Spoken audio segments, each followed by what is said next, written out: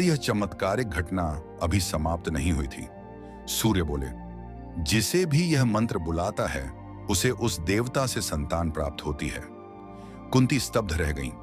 वह केवल परख रही थी, पर अब यह एक अटल दैविक सत्य बन चुका था। कुछ ही क्षणों में कुंती ने एक बालक को जन्म दिया। यह एक साधारण शिशु नहीं था। उसके शरीर पर प्राकृतिक स्वर्ण कवच था और दिव्य कुंडल कानों में चमक रहे थे। वह शांत था, तेजस्वी था, जैसे सूर्य का प्रतिरूप हो। यह था सूर्य का पुत्र कर्ण। परंतु दुनिया यह कैसे समझती? कुंती अविवाहित है, भले ही वह आज भी कन्या थी। देवता से उत्पन्न यह संतान समाज के लिए अपवित्र मानी जाती। वह अभी अविवाहित थी और विवाह से पूर्व संतान का जन्म समाज में उनके और उनके परिवार के लिए कलंक और अपमान का कारण बन सकता था।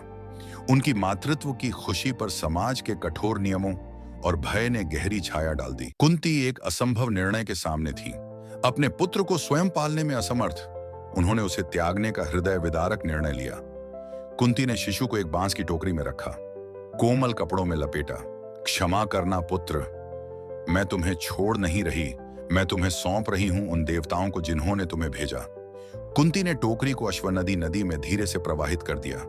नदी शांत थी। उस दिन वह एक देव पुत्र को ले जा रही थी। बिना डगमगाए, बिना डूबे वह टोकरी बहती रही।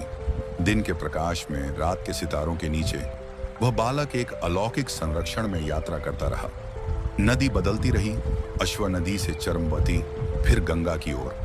आखिरकार वह टोकरी हस्तिनापुर के समीप बहते जल में एक सारथी अधिरथ को दिखाई दी। शायद वह जल भरने आए थे या प्रातः स्नान के लिए।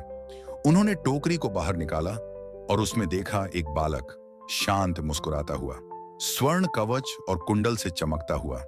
नदी में बहती उस टोकरी से जब अधिरथ ने उस शिशु को उठाया, मानो स्वयं सूर्य ने उसे अपनी गोद सौंप दी हो।